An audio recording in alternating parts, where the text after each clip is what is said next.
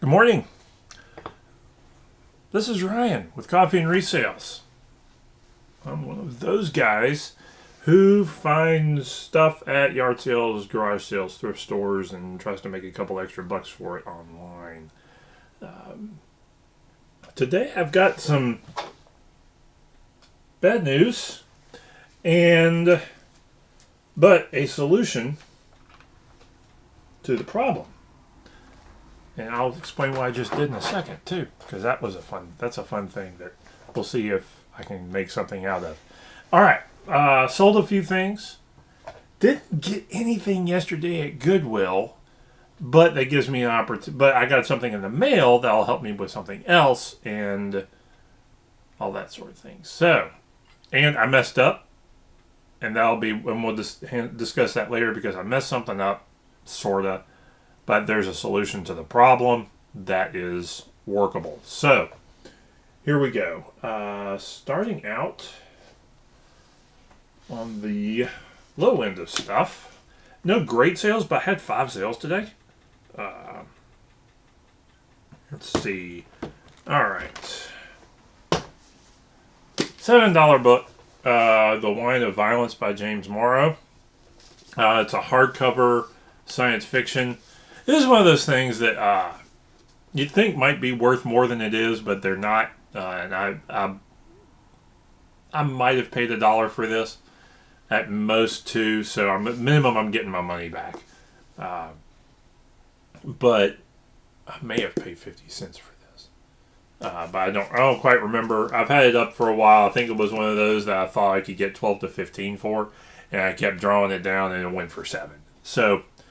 Good to see it out, and glad it sold because that's going to help me with something else later.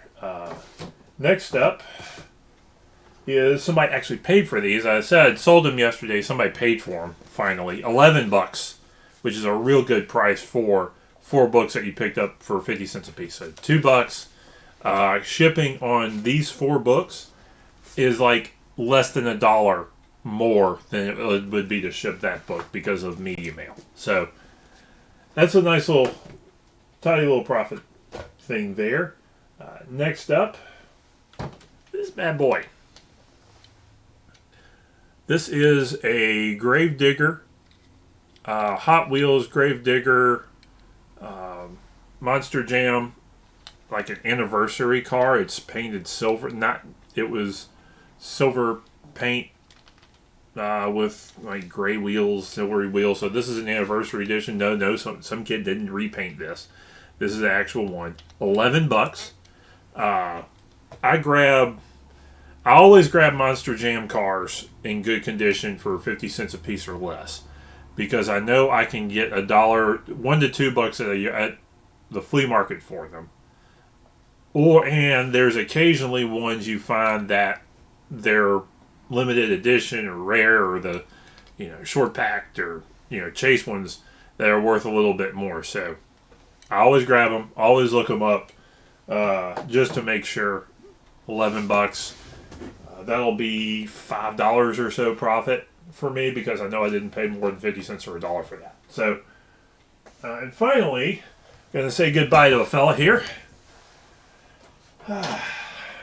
Skeletor, from one of the more modern He-Man runs. $9.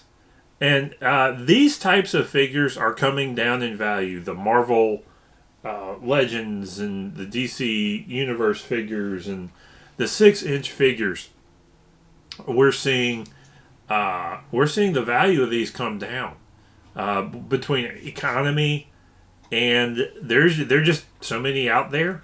And I wonder if people aren't collecting them as much, which is kind of exciting, because I'll get them, and then you'll find me. I'll stick them in the background. I'll put them up for sale, but I'll stick them in the background for display because they're cool. So I would have loved something like this as a kid.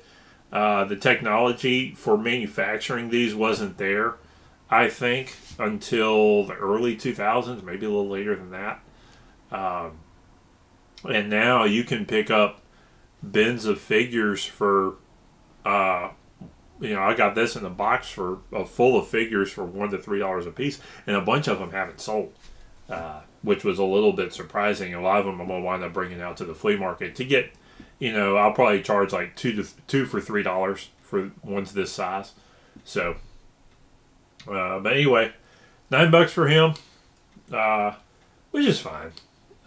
But I was thoroughly expecting a little bit more. So there's that.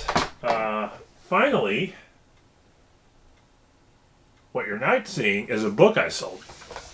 It was an $8 book. It was what was the title of it? The title was The Great Fairy Tale Tradition, Straparola Basil Brothers Grimm. The Great Fairy Tale Tradition is a paperback, trade paperback, sort of an educational book. It wasn't in the box. It was one of the boxes it was kind of supposed to be in. I don't have that many boxes, which means there's a nominal chance I donated it, or it's in this mess here and I can't find it. So I may go. There's a box at home that I may not have made it here, and I'm gonna need to go home and look. But there's a solution. Since it's an $8 book, instead of canceling the sale, because I can't really quite afford. I don't have to. I'm trying to get my top seller status back, and I sell few enough stuff that one bad transaction kind of tanks me a little bit back down to above standard. So I need to try to keep that up so I can get my top seller status back. Usually it winds up being a lost book or a whiny. It doesn't even have to be anything major. I ship something a day late. I mess up and something goes out a day late, and then I sell little enough stuff that it hurts my numbers enough to where it knocks me out of top seller. Because when you sell when you have a low volume and you're not perfect, it's hard to keep that top seller because if you lose something or something like that. So that's what's going on. So if I can't find it at the house, what I'm gonna do is I found another couple of books in the $8 range, and I'm gonna buy one of the basically drop ship one to the seller. And I may even contact the seller and say, hey, look, I can't find it, but I'm going to get you I'm going to get you another one. I've never had anybody have a problem with that.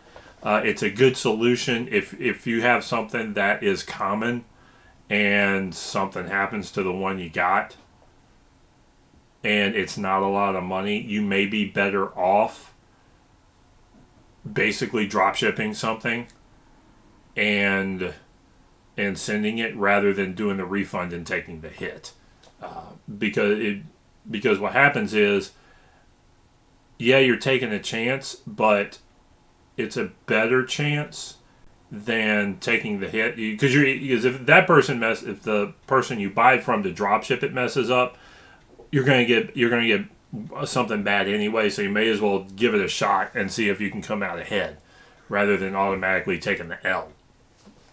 So, something to think about.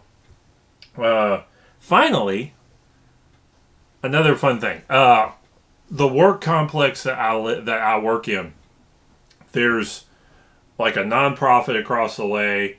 There's a computer networking place that does small business computer networking and management type stuff, and an electrician.